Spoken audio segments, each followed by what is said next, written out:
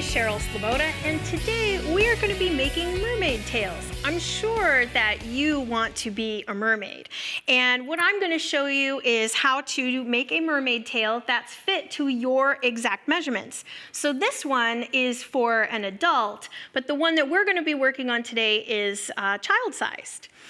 So the measurements that you're going to need are the waist measurement, the hip measurement, and the knee measurement. And when you do your knee measurement, you're going to want to make sure that you don't take the measurement with your knees locked together, or the person that you're measuring, you don't want their knees to be smashed together, because you want to be able to move around in your mermaid tail when you actually wear it.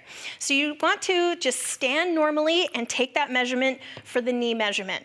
You're also going to need 3 different length measurements as well. You're going to need the waist to hip measurement, the waist to knee measurement, and the knee to the floor measurement. And the knee to the floor measurement is to do the actual tail portion of the mermaid tail. So once you have all of those measurements, and you can put them onto any kind of your pattern tracing paper or regular paper that you have, you're going to want to make a mock-up of your pattern, and then add the length information for your elastic. So your elastic is this measurement here, the width of your elastic. You're going to want to make sure you add twice that to the actual waistband. So that way you have a nice waistband for your mermaid tail. Now you probably are thinking you don't really need to have a mermaid tail, or sorry, a elastic for your mermaid tail, but what I find with stretch fabrics is that if you don't have some sort of elastic waistband in them, they'll end up shimmying down, and that won't be very pleasant for your mermaid tail. So what we're going to do is talk about how to draft this. So what I do typically is I take these measurements in by half. So I'm going to fold this in half, and I'm going to mark my measurements, and you can use a French curve or a sloper tool to actually get this nice curve here for the actual body of your mermaid tail. For the bottom, your start measurement is the knee width, and you're going to add about 4 inches on each side for a child size, and about 8 inches on each side for an adult size mermaid tail. And then once you have this, you can just create some different scallops along the bottom, and that's how you create the little fin shape. So once I have that ready to go, then I can cut out my pattern piece, and you can see here that I've added my size for my waistband included. And you'll also want to use stretch fabrics. And the reason for that is you don't want a knit, or you want a knit fabric or a stretch fabric. You don't want a woven fabric. You want to be able to move and put on your mermaid tail. So let's talk about how to do the fin. What I'm using for the fin is this structural foam that has a fusible on one side. And I've already traced out my tail onto here, and I'm just cutting the last bit, and now I'm ready to iron it.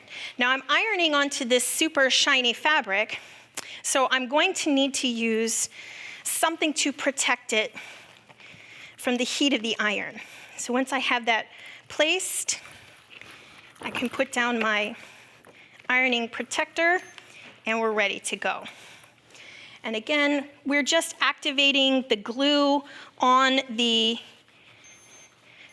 foam, and that's going to make sure that we get everything stuck down. And you gotta wait till it cools a little bit before you start cutting. And now you're able to go ahead and cut out your tail. So I'm not going to cut all of it out, but you get the idea, because we're going to move over to the sewing machine, and we're going to start sewing some top stitch details on our tail. Okay? So for our tail, we're going to create some top stitch details. So I'm just going to make sure that I'm starting with my straight stitch and I have my regular foot on my machine, and I'm just going to start sewing. And this process, you can do all sorts of different lines here to make all of the different details on your fin. Here we go. So here you can see I've got my first top stitch detail, but I'm just going to keep going on the finished one that you'll do at home. You'll just keep adding different ribs here to make all of the beautiful detail for your fins. Now, the other thing too is this foam is giving all of this structure. So once you have this ready to go, you're going to cut out 2 of these and sew them together with a straight stitch on each side of the tail. So once that's finished, now we can switch the machine over to a stitch for sewing for knits or for stretch materials. And for this, I'm using the zigzag, not the zigzag stitch, but the stretch stitch, or what is called the lightning stitch. So I'm going to go ahead and get that started, and I'm just sewing down the 2 sides of the actual tail. And I'm using a pretty scant seam allowance here. I'm not doing a typical 5/8 seam because this is very close to the actual body measurement, and this is stretch fabric. We don't really need a very wide seam allowance here.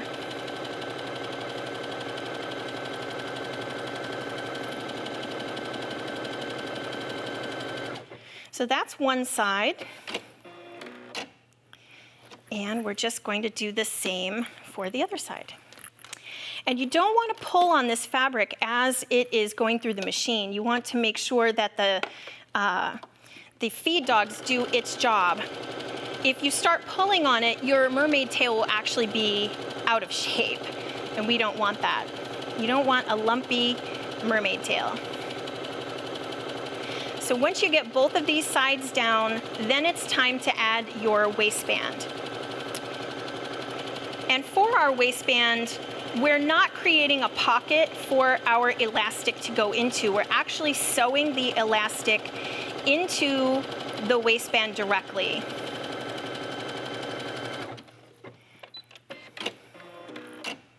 And the reason we're doing that is because we want the elastic to be attached.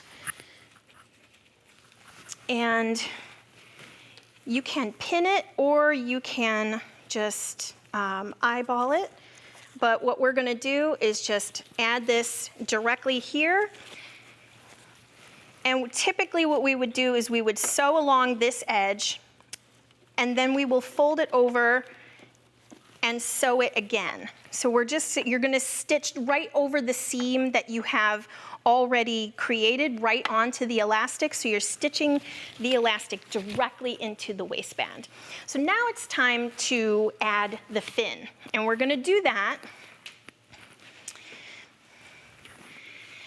I have my fin already prepared, and you can see how structural it is with the foam.